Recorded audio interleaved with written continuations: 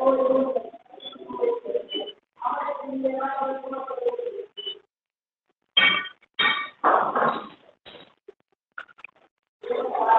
ठीक आहे. आज फक्त आपण फर्स्ट सुरू करणार होतो, म्हणजे काल परवा सुरू करणार होतो, पण काही कारणास्तव नाही सुरू करता आलं. मग आज आपण मॅथ फर्स्ट सुरू करतोय. ऑलरेडी आपले मॅथ फर्स्टचे 4 टॉपिक झाले. कोणते कोणते? Logic, matrices, pair of straight line, trigonometry आणि एलसीसी. 5 टॉपिक झाले. 2 टॉपिक शिल्लक आहे. एक आहे वेक्टर्स आणि दुसरा आहे लाईन्स. तर ठीक आहे बाळांनो, वेक्टर्स, जी वेक्टरची स्टार्टिंग थिअरी आहे ती भरपूर मोठी. आपण थोडीशी पटापट थिअरी पाहूया. लाईट डायरेक्ट नंतर थांबून लिहा, स्क्रीन थांबून. Okay, vectors. Vectors invented in the 19th century when Gibbs and Heaviside हे दोघं जण एक रिसर्च करत होते. पहिला आहे युनायटेड स्टेट्सचा, दुसरा आहे ग्रेट ब्रिटनचा. आणि हे दोघं जण एक कॉमनली स्टडी करत होते. त्या स्टडीमध्ये यांना काही क्वांटिटीज दाखवताना अडचण यायला लागली. काही क्वांटिटीला अडचण यायला लागली कारण त्या क्वांटिटी अशा होत्या ज्याच्या डायरेक्शन बदलल्या, त्यांची व्हॅल्यू बदलत होती, त्यांचा इम्पॅक्ट बदलत होता. बरोबर आहे. मग अशा क्वांटिटीजला 19th सेंचुरीमध्ये या दोघांनी इन्व्हेंट केलं आणि यांना म्हटलं vector. Okay, independently develop vector analysis to express a new laws of electromagnetism discovered by James Maxwell. James मॅक्सवेलने जे काही आपले कच्चे इलेक्ट्रोमॅग्नेटिझमचे लॉज बनवले होते बा. इलेक्ट्रोमॅग्नेटिझमचे लॉज किंवा इलेक्ट्रोमॅग्नेटिझम वरती स्टडी चालू होती, त्याच्यामध्ये यांना सेपरेटली एक इंट्रोड्यूस पार्ट करावा लागला मॅथमॅटिक्सचा फॉर कॅल्क्युलेशन, आणि यांनाच आपण म्हटलेलं आहे वेक्टर. मग काय होतं जरा समजून घ्या. हे 2 जण होते. या दोघांनी वेक्टर शोधले आणि आपल्या डोक्याला क्रापत लावून दिली. यांचे तर गेलेच होते, आपल्या जमात वाया घालवली. ठीक आहे, ह्या दोघांनी वेक्टर्सला इन्व्हेंट केलेलं आहे. ओके, आता वेक्टर्सचा यूज पुढे होतो. Use of vectors in real life. आता आपण खूप बरंच म्हणतोय वेक्टर्स वगैरे, किंवा काही जण आपला टीव्ही मधनं मीडियामध्ये सांगतात आम्ही पायथागोरस थेरम स्टडी केला, आम्हाला आयुष्यभर उपयोग नाही झाला. तुमचा फॉल्ट, तुम्हाला वापरताच नाही आला, हा तुमचा फॉल्ट आहे. पण मॅथमॅटिक्स हा असा सब्जेक्ट आहे त्यातली प्रत्येक कन्सेप्ट कुठे ना कुठेतरी वापरल्या, म्हणून मॅथ डेव्हलप झालेला आहे. मॅथ हा तुमचा हिस्ट्री जिओग्राफी सारखा नाही का तो आधी बनवला नंतर त्याच्यावरती प्रोसेस झाली. मॅथ जशी गरज लागत गेली तसा बनलेला आहे. वेक्टर्सची गरज लागली इलेक्ट्रोमॅग्नेटिझम स्टडी करण्यासाठी, म्हणून वेक्टर्स बनलेला आहे. तो काय टाइमपास म्हणून बनलेला नाही. मग वेक्टर्सचे काही यूज आहे आपल्या डेली लाईफ मध्ये. म्हणजे बा आपलं हवामान खातं सांगतं आता पुढील 3 दिवस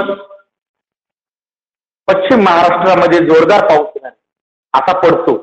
पहिले ते म्हणले का पाऊस येणार आहे का कडक ऊन पडायचं, पण आता ठीक आहे तुम्ही त्यांनी टेक्नॉलॉजी डेव्हलप केली काय काय माहित नाही चांगली, पण आता पडतो. ते म्हणले पाऊस पडणार कमी कमी ढगत.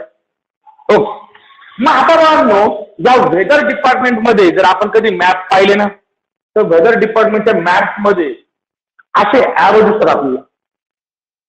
बरोबर आहे. आणि त्या ॲरोचं वैशिष्ट्य सांगतो. तुम्ही कोणताही वेदर डिपार्टमेंटचा मॅप पहा आणि ते मॅपवरचे ॲरोज पहा, त्या ॲरोजची लेंथ कधीच सारखी, लेंथ वेगवेगळ्या असतात. का तर हे काय दाखवतात, लेंथ मॅग्निट्यूड दाखवतो किती फोर्स. लेंथ काय दाखवतं, मॅग्निट्यूड दाखवतो, आणि ते ॲरो हे डायरेक्शन दाखवतो. म्हणजे हे काय आहे, वेक्टर. बरोबर आहे.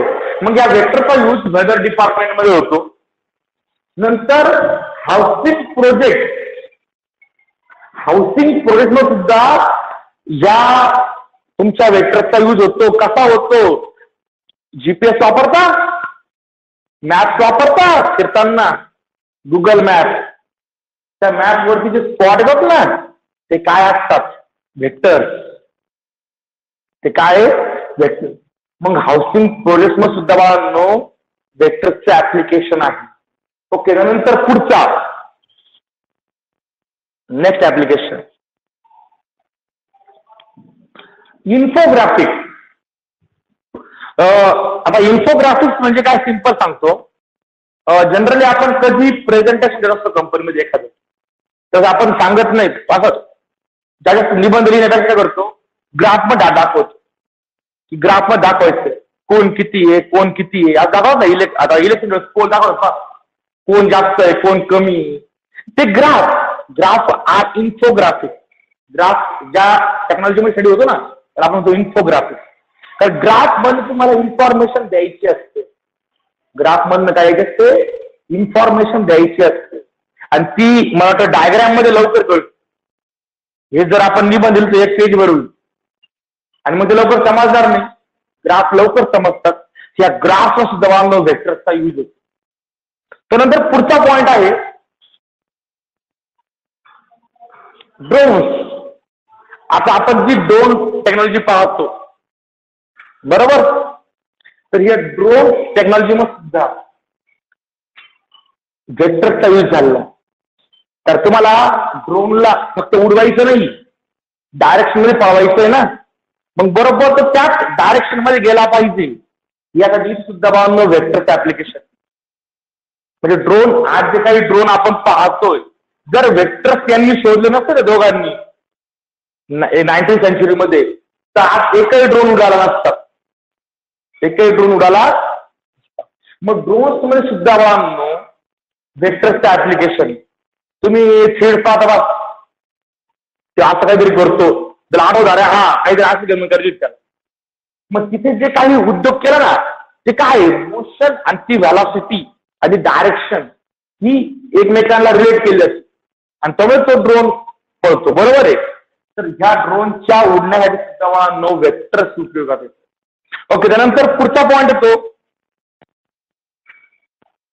Electric field. आता इलेक्ट्रिक फील्डचा हा अशी डायग्राम देऊन थोडा पाहता. Positive charge, negative charge. आता मी 2 पॉझिटिव्ह चार्ज घेतले. आता सांगा मला, 2 पॉझिटिव्ह चार्ज मध्ये अट्रॅक्शन कधी असणार नाही, रिपल्शन असणार. म्हणजे त्यापासून ज्या वेव्ह निघणार आहे, त्या वेव्ह एकमेकांकडे येतील पण लांब जातील परत. हा पॉझिटिव्ह निगेटिव्ह नाही, सॉलिडाइड नाही या. म्हणजे सॉलिडाइड जात असत मॅग्नेट सारखं, या लांब जाऊ राहिल्या असतात एकमेकांपासून. मग हे जे काय आहे इलेक्ट्रिक फील्ड, ऍक्च्युअली वेक्टरचा डेव्हलपमेंट इलेक्ट्रोमॅग्नेटिझम म्हणजे इलेक्ट्रिक आणि मॅग्नेटिक फील्ड स्टडी करण्यासाठीच झालेला आहे. मग इलेक्ट्रिक फील्ड याचा स्टडी करायला सुद्धा वेक्टरचा यूज होतो. तर पुढचा पॉइंट येतो प्रोजेक्टाईल. का मुद्दा मी प्रोजेक्ट मध्ये काय दाखवलंय, वॉर मिसाईल दाखवलेलं आहे. बरोबर आहे. हे सुद्धा तुमचं जे मिसाईल आहे, तुम्ही सोडणार कसे आणि पुढे पाडणार आहे याचा गेस भेटतो ना, तो वेक्टरमुळे भेटतो. तर किती जोरात कोणत्या डायरेक्शनने फेकायचं आहे. म्हणजे उद्या मला जर इकडे दिसेल बॉम्ब फेकायचा असेल आणि मी इकडे उभा राहिला आता हळूच फेकला इथेच पडेल. म्हणजे इथे काय आहे, डायरेक्शन आणि मॅग्निट्यूड दोघांचे कॉम्बिनेशन करून एक प्रोजेक्टाईल मोशन तयार होतो ना, ही मोशन सुद्धा या प्रोजेक्टाईल मध्ये सुद्धा वेक्टरचा यूज होतो. तर पुढचा पॉइंट ओके, स्पेस टेक्नॉलॉजी. जे काही आपण रॉकेट लॉन्च करतो, जे सॅटेलाइट लॉन्च करतो, याच्यामध्ये सुद्धा वेक्टरचा यूज होतो. सॅटेलाइट लॉन्च करताना कधी सरळ नाही केलं 90 डिग्री मध्ये. तुम्ही घरीच डोळे रॉकेट लावता का, सरळ नाही लावते, एकदम स्लाइड वरती लावतात का, तर तुम्ही प्रोजेक्टाईल मोशन देतो. बरोबर आहे. ओके, त्यामुळे इथे सुद्धा वेक्टरचा यूज होतो. तर पुढचा मुद्दा आहे तो म्हणजे डिफेन्स. डिफेन्स मध्ये आता एक डिफेन्स दाखवलेलं तुम्हाला इथे रडार दाखवलेलं आहे इथे. तर हा जो एअर डिफेन्स रडार आहे, मग आपल्याला कळतं की ओके आपल्यावरतून कोणते विमान चाललेले आहे, ते कोणत्या डायरेक्शनने चाललेले आहे, त्यांचे मॅग्निट्यूड किती आहे, किती जोरात चाललेले आहे, म्हणजे कुठे पोहोचू शकतात ते किती वेळामध्ये. त्याचा जो गेस आहे तो गेस आपला कळतो. आणि मग जर समजा हे अनवॉन्टेड असतील तर आपण यांना खालून जमिनीवर मिसाईल मारून शूट करू शकतो. यासाठी सुद्धा वेक्टरचा यूज होतो, म्हणजे डिफेन्स मध्ये. आणखी ओके, एवढे जे काही सांगितले मी तुम्हाला, जिचा अर्थ युजेस और ऍप्लिकेशन्स ऑफ वेक्टर. वेक्टरचे वाईल्ड ऍप्लिकेशन जगात भरपूर साऱ्या ठिकाणी आपण वेक्टरचा यूज करतो. मग या वेक्टरची डेफिनेशन काय? डेफिनेशन मग आपण दोन डेफिनेशन पाहणार आहे, एक स्केलर क्वांटिटी, दुसरी vector quantity. Scalar quantity definition काय? A quantity which can be completely describe by magnitude only. जर फक्त मॅग्निट्यूडने डिफाईन होत असेल, कोणतीही क्वांटिटी जर फक्त मॅग्निट्यूडने डिफाईन होत असेल, तिला आपण काय म्हणतो? स्केलर. स्केलरच्या डेफिनेशन मॅग्निट्यूड ओनली एवढं आलं संपला विषय, किंवा describe by magnitude only. For example mass. आता आपण सायन्स स्टुडंट आहे, मास आणि वेट यात फरक असतो. मासचं युनिट आहे केजी आणि वेटचं युनिट आहे newton. Weight is equal to mg, mass into gravitational acceleration. Okay, तर मास म्हणजे मला माझं मास सांगायचंय, काय सांगणार? 2 किलोला, पूर्वेला 2 किलो, पश्चिमेला 3 किलो, उत्तरेला 5 किलो असं सांगतो आपण. म्हणजे डायरेक्शनचा मासचा काही संबंध आहे का? लेंथ. हा पेन किती सेंटीमीटर सांगा, त्याचा डायरेक्शन काही संबंध आहे का? तो असं धरा, असं धरा, असं धरा, असं धरा, ते तेवढं राहणार आहे. लेंथ या आहे स्केलर क्वांटिटी. पुढे तो वेक्टर आणखी दिलं बा scalar quantity example. Temperature, area, volume, time, distance, speed, work, money, voltage, density, resistance, हे सगळे स्केलरचे example. Vector quantity, a quantity which needs to be described using both magnitude and direction is called vector quantity. समजा प्रत्येकाला याला दोन्ही लागतं, magnitude पण आणि डायरेक्शन पण. For example displacement, velocity, force, electric field, acceleration, momentum, या सगळ्यांना मॅग्निट्यूड म्हणजे किती आणि कोणत्या डायरेक्शन दोन्हीची गरज असते. मग आपण यांना म्हणणार वेक्टर. ही आहे स्केलर आणि वेक्टरची डेफिनेशन. ओके, म्हटलं थेरी नाही लिहिली तरी काय फरक पडणार नाही, टार्गेट त्याच्या वेळेस लिहा. ओके, ठीक आहे. Next, representation of vector. Vector कसे रिप्रेझेंट करायचे? Vector is represented by directed line segment.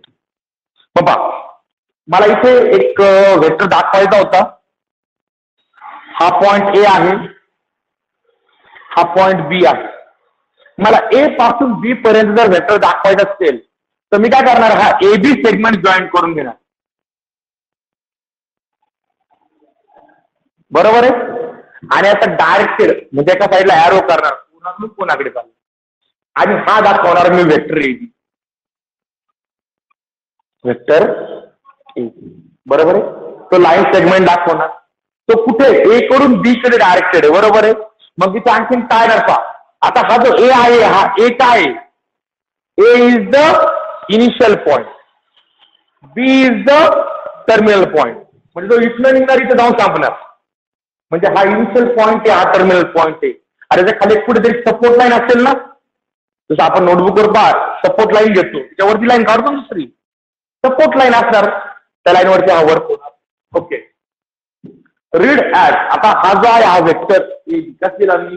Vector A B कसा दिला? ए बी बार. त्याला रीड कसं करायचं? A B bar.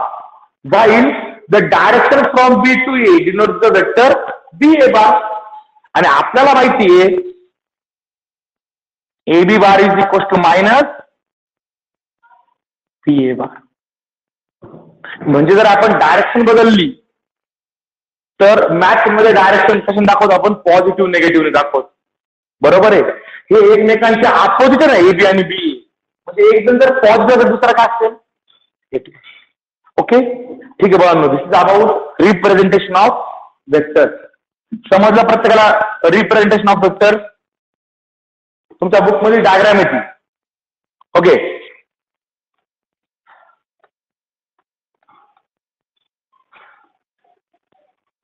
okay, magnitude of vector.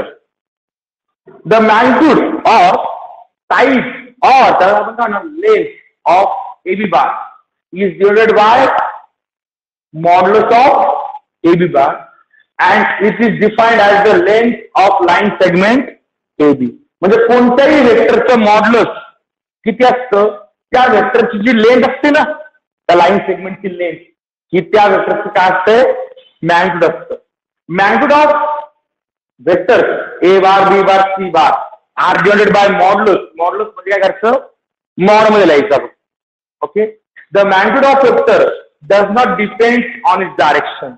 Magnitude direction वर डिपेंड नसतं. लेंथ कोणती, सपोज हा एक वेक्टर आहे, दिसतोय ॲरो, हा, याची मॅग्निट्यूड म्हणजे काय की लेंथ.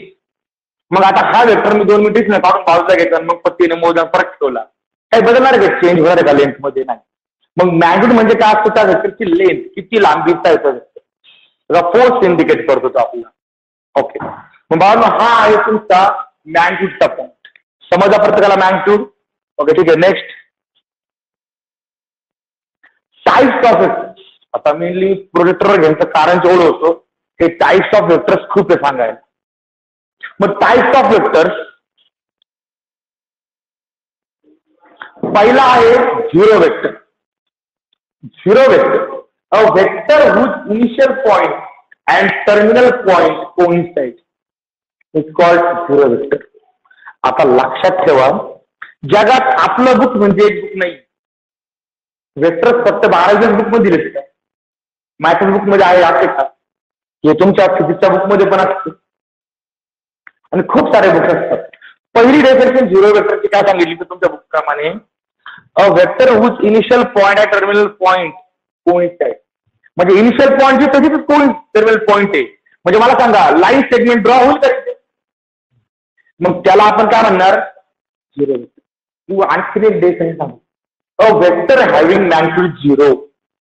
ज्या वेक्टरचं मॅग्निट्यूड झिरो असतं, म्हणजे जी लांबी झिरो आहे, लांबी झिरो आहे म्हणजे इनिशियल पॉईंट आणि टर्मिनल पॉईंट एकावर असतो, तर त्या वेक्टरला काय म्हणायचं, झिरो वेक्टर. और त्याला आपण काय म्हणतो, नल वेक्टर. झिरो वेक्टरला काय म्हणतात, null vector. And it is divided by zero bar. Zero bar. Okay, the vector A A B B are zero vector आणि यांचं मॉड्युलस किती असणार, नेहमी झिरो. ओके, नेक्स्ट पुढचा पॉइंट आहे युनिट वेक्टर. आता झिरो म्हणजे झिरो, त्याला पॅरलल वर टाकण्यात काय, नल. तसं युनिट म्हणजे किती, 1. युनिट म्हणजे काय, 1. मग ज्या वेक्टरचं मॅग्निट्यूड 1 असतं त्याला आपण काय म्हणणार, युनिट वेक्टर. मग vector whose magnitude is unity. Unity म्हणजे किती, 1, is called as unit vector. ज्या वेक्टरचं मॅग्निट्यूड 1 असतं त्याला आपण काय म्हणतो, unit vector. The unit vector in the direction of given vector A bar is divided by A cap. म्हणजे बघा, A bar हा जर एक वेक्टर आहे, तर त्या वेक्टरच्या अलॉंग जो युनिट वेक्टर येतो त्याला आपण दाखवतो A cap. कॅपचा अर्थ काय, युनिट वेक्टर. बार आणि कॅप समजून घ्या. म्हणजे मी तुम्हाला 2 वेक्टर दिले, एक दिला यू बार, दुसरा दिला यू कॅप. तर हा जनरल वेक्टर आहे. यू बार हा काय आहे, जनरल वेक्टर आहे. यू कॅप काय, युनिट वेक्टर आला यू बार. या यू बारच्या अलॉंग जो युनिट वेक्टर त्याला आपण यू कॅप ने दाखवणार आहे. हा, याचा मॅग्निट्यूड किती असेल हे आपण सांगू शकत नाही. हे 1 पण असू शकतं, काय गॅरंटी नाही. पण हा, याच्या मॅग्निट्यूड बद्दल फिक्स आहे. कॅप मधला मॅग्निट्यूड 100% किती असणार, 1. दुसरा पर्याय. मग समजा प्रत्येकाला युनिट वेक्टर. युनिट वेक्टर म्हणजे काय, त्याचं मॅग्निट्यूड किती असतं, 1. आणि लक्षात ठेवायचं कोणत्याही वेक्टरच्या अलॉंगचा जो युनिट वेक्टर असतो तो कॅटने दाखवतात. स्मॉल लेटर असेल तर कॅटने दाखवतात. समजला प्रत्येकाला? दिस अबाउट युनिट वेक्टर. नेक्स्ट, को इनिशियल अँड को टर्मिनस वेक्टर. आता को इनिशियल, को म्हणजे एक, को म्हणजे काय? एक. मग को इनिशियल वेक्टर्स म्हणजे काय? ज्यांचा इनिशियल पॉइंट एकच असतो त्याला काय म्हणायचं? को इनिशियल वेक्टर. आणि को टर्मिनस वेक्टर्स म्हणजे काय? ज्यांचा टर्मिनल पॉइंट एकच असतो त्यांना काय म्हणायचं? Coterminal vector. Okay. Vectors having same initial point are called coinitial vectors, whereas vectors having same terminal points are called co-terminal vectors. तुम्हाला डायग्राम काढून दाखवतो. पहा बरं.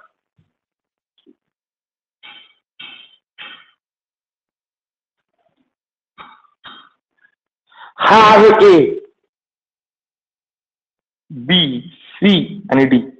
आता पहा, मला सांगा ए बी बारचा इनिशियल पॉइंट कोणता आहे? ए. एसी बारचा इनिशियल पॉइंट कोणता आहे? आणि एडी बारचा इनिशियल पॉइंट कोणता आहे? ए.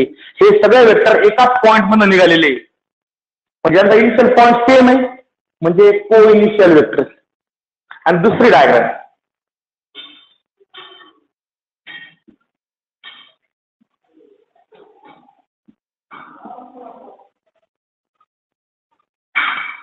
हा आहे बी ए बार, हा आहे सी ए बार आणि हा आहे डी ए बार. पाहून घ्या डायरेक्शन बरोबर काढतोय ना मी. हा, मला सांगा B A bar terminal point A, C A, D A. म्हणजे सगळ्यांचा टर्मिनल पॉइंट सेम आहे. मग याला आपण म्हणणार को टर्मिनल किंवा को टर्मिनस वेक्टर. हे को initial vector initial point same, ते को terminus vector terminal point same. समज इथपर्यंत प्रत्येकाला? ओके. इनिशियल पॉइंट जर सेम असेल तर आपण त्याला म्हणणार को इनिशियल वेक्टर. आणि जर टर्मिनल पॉइंट सेम असेल त्याला आपण म्हणणार को टर्मिनस वेक्टर. ओके. नेक्स्ट, हेच डायग्राम दाखवलं बा. ही तुमच्या बुक मधली डायग्राम आहे. ए बार आणि बी बार यांचा इनिशियल पॉइंट एकच आहे, को इनिशियल वेक्टर. इथं टर्मिनल पॉइंट एकच आहे, को टर्मिनस वेक्टर. ओके. नेक्स्ट,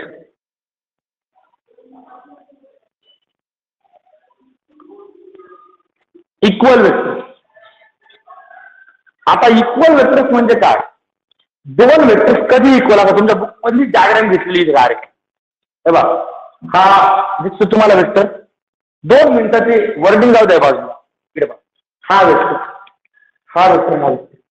तुम्हाला एक दिसतं या तिघांची डायरेक्शन सेम आहे. पण पहा, याची लेंथ आणि याची लेंथ सारखी आहे. पण याची एवढी लेंथ आहे का?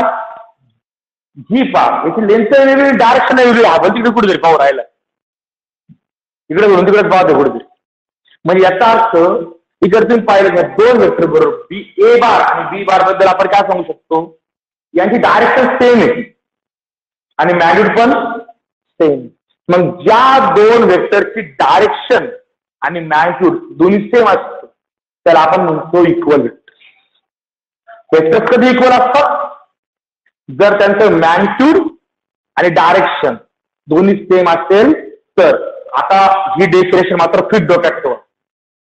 आपल्याला जी 5.1 सोडवायची या डेफिनेशनचा खूप यूज आहे. ऍज अ बेसिक म्हणून आपण यूज करतो. बघा, आम्हाला माहिती काय माहितीये की जर मी म्हटलं दोन वेक्टर इक्वल आहे, दोन वेक्टर इक्वल आहे, याचा अर्थ ते वेक्टर्स एकमेकांना एक पॅरलल असतील किंवा कोइन्सिडंट असतील तर डायरेक्शन सेम होईल. बरोबर आहे. आणि त्यांची लेंथ म्हणजे त्यांचा मॅग्निट्यूड सुद्धा कसं पाहिजे? सेम, तरच दोन वेक्टर्स इक्वल असतात. मग पहा, इथे तेच म्हटलंय, two vectors, two or more vectors are said to be equal if they have same magnitude and direction. जर दोन वेक्टरचं मॅग्निट्यूड अँड डायरेक्शन दोन्ही इक्वल असेल तरच ते दोन वेक्टर्स काय असतात? इक्वल असतात. डायग्राम मध्ये ए बार आणि बी बार तुम्हाला इक्वल दिसतोय ना? कारण काय? त्याचं मॉड्युलस इक्वल आहे, त्यांची डायरेक्शन सेम म्हणजे ते एकमेकाला पॅरलल आहे, म्हणून दोन वेक्टर्स इक्वल आहे. लक्षात ठेवा, दोन वेक्टर्स इक्वल दाखवताना दोन गोष्टी करतात. पहिली गोष्ट असते त्यांचं मॅग्निट्यूड, त्यांची लेंथ सारखी दाखवा. आणि दुसरा मुद्दा असतो त्यांची डायरेक्शन सेम दाखवा. म्हणजे ते एकमेकाला पॅरल दाखवायचे, त्याचं कोइन्साइड दाखवायचे. म्हणजे इथं डायरेक्शन सेम पाहिजे आणि दुसरा मुद्दा मॉड्युलस पण सेम पाहिजे, लेंथ पण सेम पाहिजे.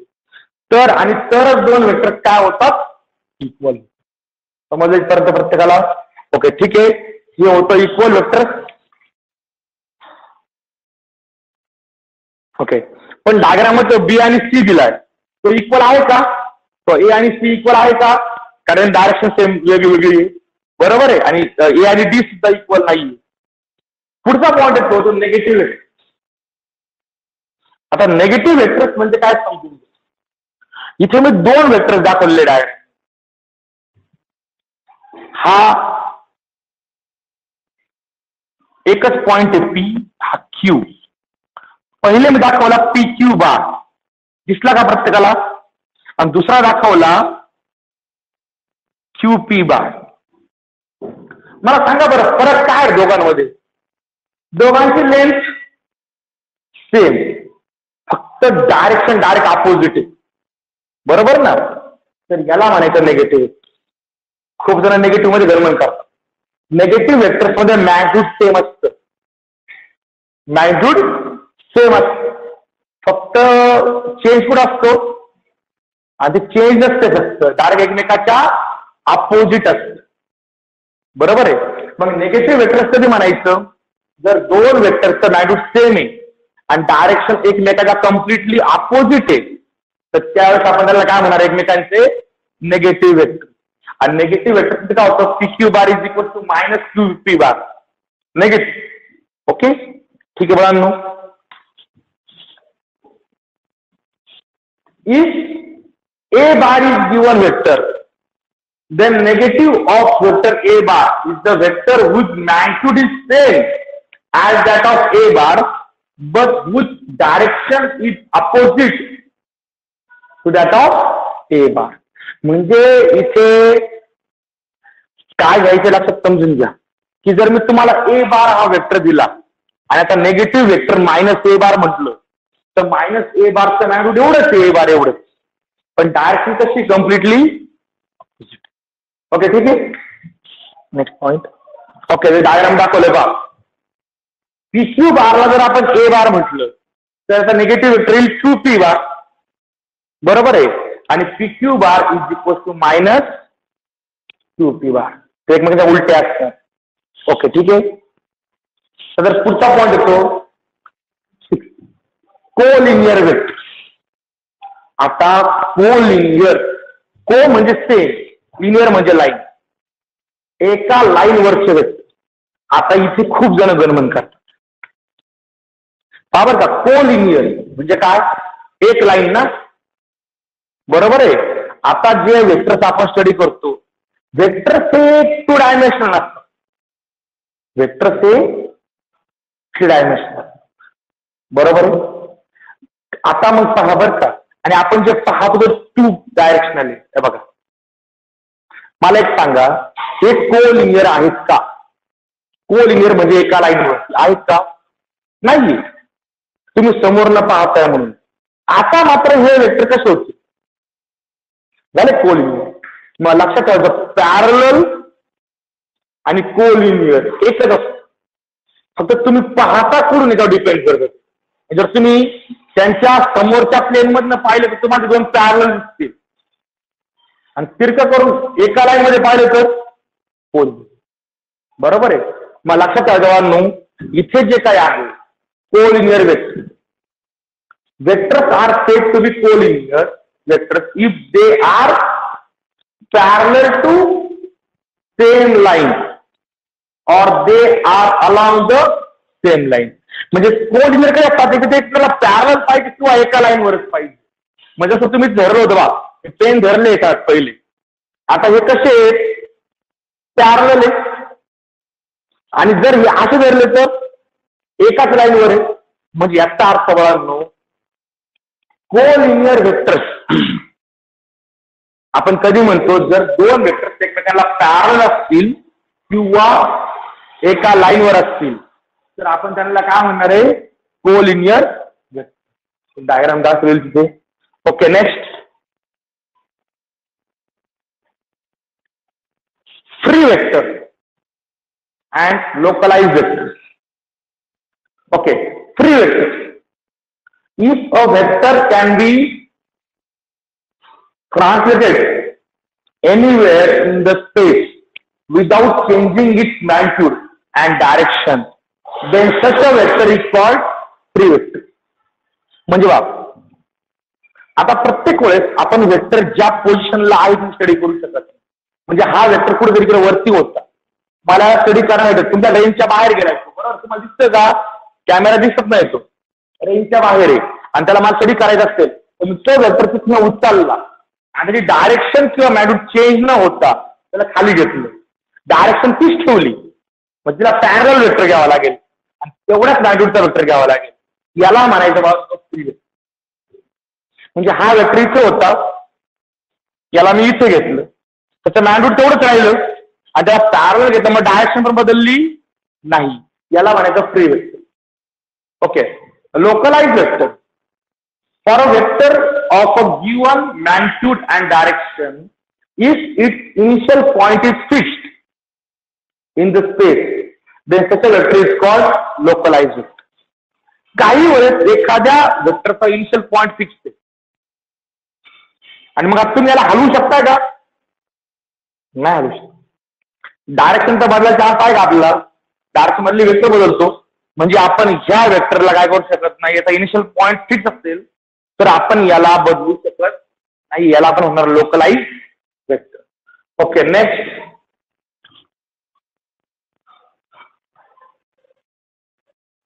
ओके, ही एक बुक मध्ये ऍक्टिव्हिटी दिली तुमच्या डायग्राम मध्ये पी क्यू बार दिले तुम्हाला, फक्त ते तुम्ही आता स्टडी केल्याच्यावर ठरवायचंय. ए बी बार दिसतोय का आडवा, म्हणजे तो पी बार आहे. नंतर बी सी बार क्यू बार आहे,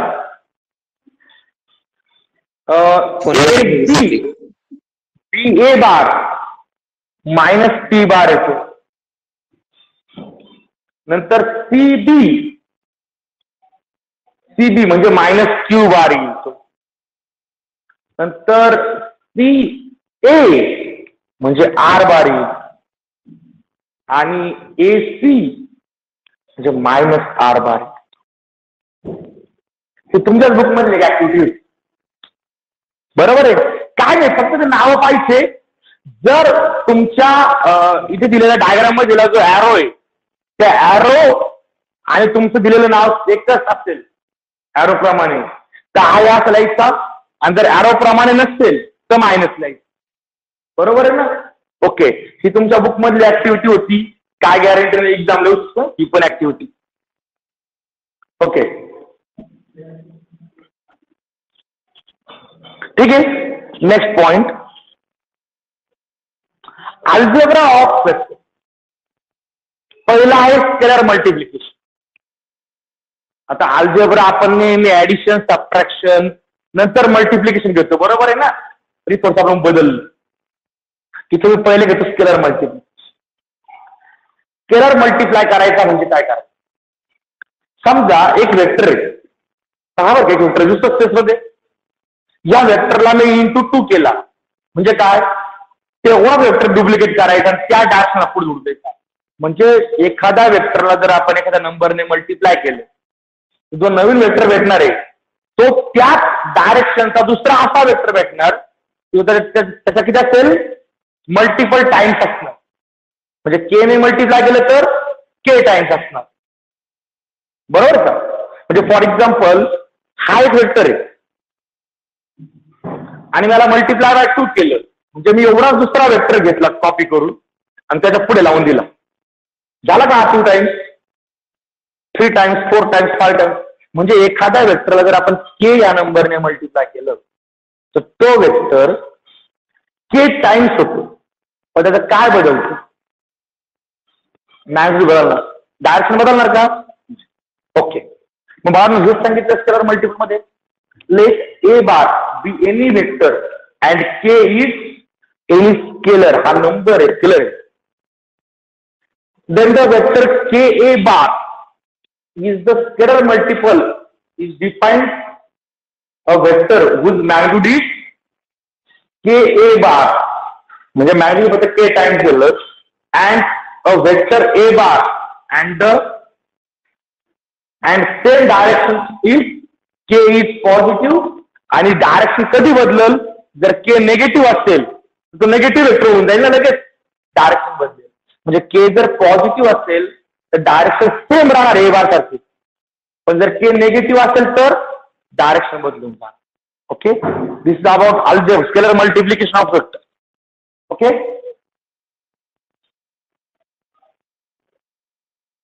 दिसला ए बार, 2a बार डबल झाला बा, डायरेक्शन तीच राहील. 4a बार 4 टाइम्स झाला. आता -1/2 केला म्हणजे डायरेक्शन बदलणार, बरोबर आहे. म्हणजे जर तो ए जर पॉझिटिव्ह असेल तर ए बार के बारची डायरेक्शन सेम राहणार, पण जर तो ए के ची व्हॅल्यू जर निगेटिव्ह असेल तर डायरेक्शन फक्त बदलणार. Okay, note that. आता नोट्स काय गरजेचं नाहीये, डायरेक्टली आपण पुढच्या लॉकडे येऊया, triangle law of vector addition. आता हा ट्रायंगल लॉ म्हणजे काही विशेष नाही. सपोज मी 2 वेक्टर घेतो, हा ए बार आहे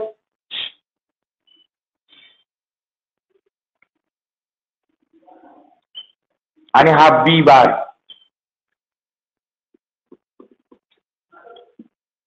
म्हणजे वावर का, मला सांगा.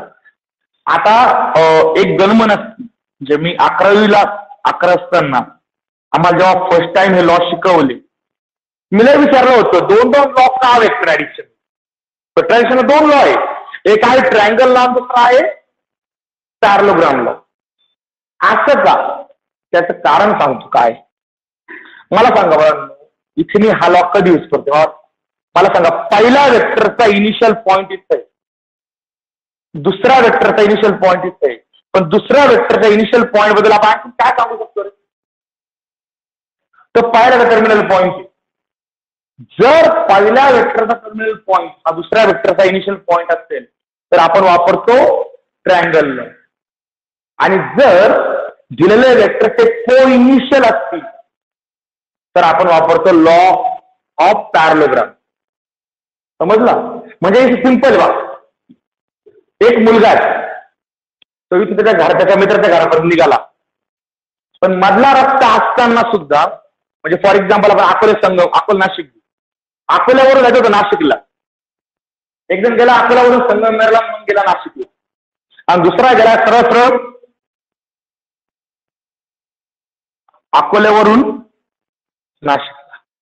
मला सांगा, दोघांचं सुद्धा ओव्हरऑल डिस्प्लेसमेंट सेमच झालं.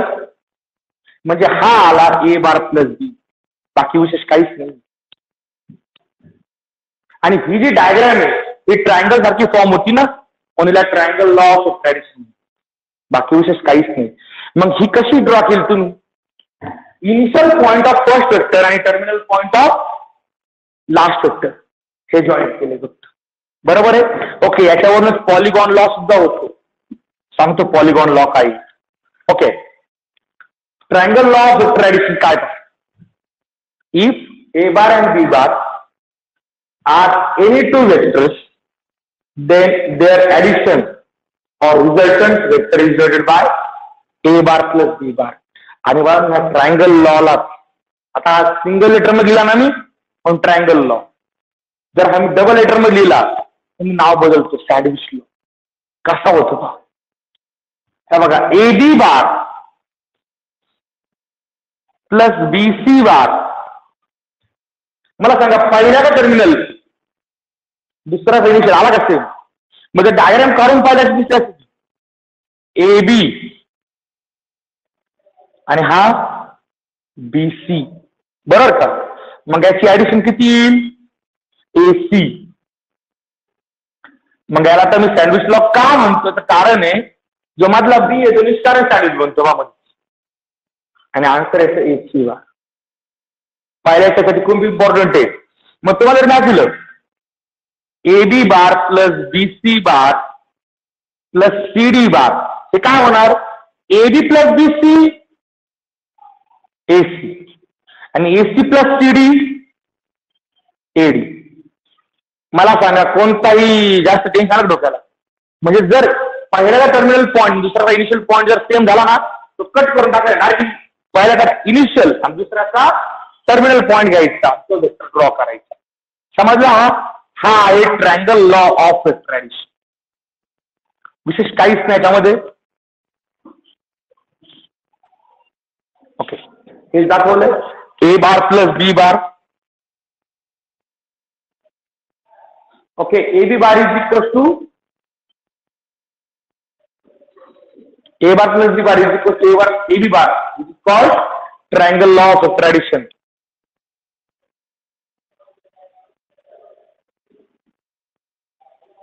ओके, प्रॉपर्टीज दिले आहे. सबट्रॅक्शन ऑफ टू वेक्टर, ही मात्र खूप भारी गणना. पहा बरं का, मला आता ए बार मधनं हा ए बार दिसतोय प्रत्येकाला.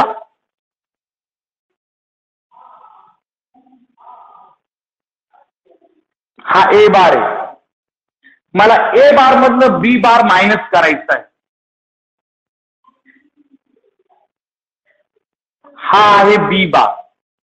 मी काय करणार, एवढीच लेंथ घेणार, तो वेक्टरच्या मागे काढणार. आता हा वेक्टर लेंथ सेम आहे ना, पण डायरेक्शन कशी आहे, म्हणजे हा आता निगेटिव्ह वेक्टर आहे बी बार, आणि इथे घेणार ए bar plus minus B bar, म्हणजे हा. पण प्लस मायनस म्हणजेच काय, म्हणजे एखाद्या दोन वेक्टरची सबट्रॅक्शन घ्यायची, म्हणजे काय करायचं, ज्याची सबट्रॅक्शन घ्यायची ना त्या वेक्टरचा निगेटिव्ह वेक्टर घ्यायचा आणि त्याचं तयार करायचं. बाकी विशेष काहीच नाही. डायग्राम मध्ये असं काही जर दिसतं बस, बाकी विशेष वेगळं काही येत नाही. तर तुम्हाला एखादा वेक्टर सबट्रॅक्ट करायचा म्हणजे त्याचा निगेटिव्ह वेक्टर ऍड करायचा, बाकी उद्योग करायचा नाही. ही फक्त कन्सेप्ट डोक्यात ठेवा. 5.1 साठी कन्सेप्ट लागणार आहे आपल्याला. किंवा एखाद्या वेक्टरच्या आपण जर नेगेटिव्ह डायरेक्शनने गेलो, म्हणजे हे असं होतं ए बार आणि हा होता बी बार. तुम्ही मोशन इथून अशी घेतली आणि मग अशी घेतली. ए बार डायरेक्शन मधनं गेले तुम्ही, मग तो पॉझिटिव्ह. पण इथं आपण इथून इथपर्यंत आलो आणि इथून मात्र डायरेक्शनच्या विरुद्ध गेलो ना, स्लोच्या विरुद्ध गेलो, म्हणजे मायनस बी. म्हणजे हा जो वेक्टर तुम्हाला भेटणार आहे हा काय भेटणार, ए बार मायनस बी बार. म्हणजे वेक्टर मायनस कधी घ्यायचा, जर आपण डायरेक्शनच्या विरुद्ध गेलो. समजलं प्रत्येकाला? म्हणजे इथून इथपर्यंत गेलो ए बार, सेम ऍज डायरेक्शन गेलो पॉझिटिव्ह. पण इथून मात्र बी बार इथून इथपर्यंत गेलो पण डायरेक्शनच्या विरुद्ध गेलो ना, फ्लोच्या विरुद्ध गेलो, मायनस घ्यायचा. बाकी काही डोक्यात नाही घ्यायचं. 5.1 साठी आपल्याला लागणार आहे.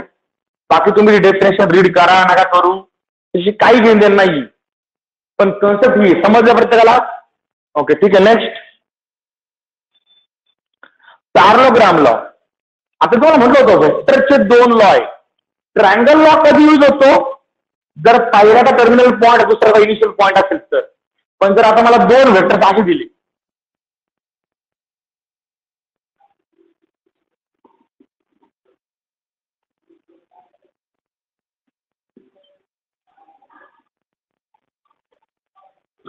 आता हे दोन्ही वेक्टर्स को इनिशियल वेक्टर्स पहा, बरोबर आहे ना. तर अशा वेळेस यांची ऍडिशन कशी करायची. हा तर काही ट्रायंगल फॉर्म होतो का, स्ट्रेट फॉरवर्ड ट्रॅव्हलिंग आहे काही, इथून इथं आला इथून तिथे गेला झाला अंतर, आता आहे काही नाही. मग यासाठी आपण यूज करतो पॅरलोग्राम लॉ ऑफ ट्रॅडिशन. काय करायचं, इथं पॅरलोग्राम फॉर्म करायचा, म्हणजे एवढंच डिस्टन्स दुसरा वेक्टर इथे फॉर्म करायचा, सेम डायरेक्शन. म्हणजे हा सुद्धा काय असेल रे, बी बार. आणि मग आता मात्र बा झालं इथपर्यंत, मग त्यावेळेस आपण हा वेक्टर काढतो आर बार, आणि ही असते ऍडिशन. म्हणजे इथे बा इथं येणारा वेक्टर सुद्धा को इनिशियल वेक्टर देतो, बरोबर आहे. आधीच आपण असा काहीतरी पॅरलोग्राम बनवून घेतो ना, बरोबर आहे. म्हणजे हा जेवढा होता तेवढाच वरती काढायचा एवढाच, आणि मग मध्ये डायगोनल ड्रॉ केला, यांचा इनिशियल पॉइंट मात्र कॉमन ठेवायचा. तर तो जो वेक्टर भेटतो हा आर बार म्हणजे काय, ए बार प्लस बी बार. म्हणजे ट्रायंगल लॉ कधी यूज करायचा, जर पहिल्या टर्मिनल हा दुसराचा इनिशियल पॉइंट असेल तर ट्रायंगल लॉ, आणि जर दोन्ही वेक्टर को इनिशियल म्हणजे एकाच पॉइंट वर निघणारे असतील तर पॅरलोग्राम लॉ. बरोबर आहे. आणि parallelogram law is the application of triangle law. एवढा आपण इथं बनवला ना, म्हणजे झालं तसं सेम आपलं ट्रायंगल सारखं. ओके, ठीक आहे. हा होता parallelogram law of vector addition. Okay, ते दाखवलंय बघ.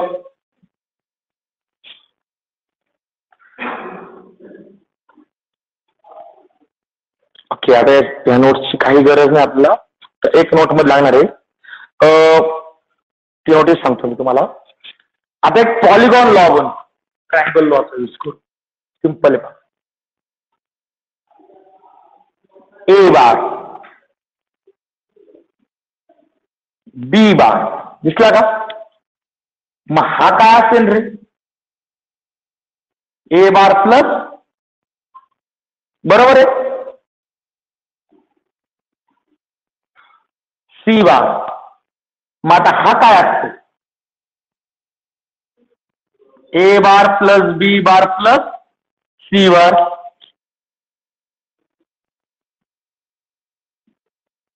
मग आता हा काय येईल,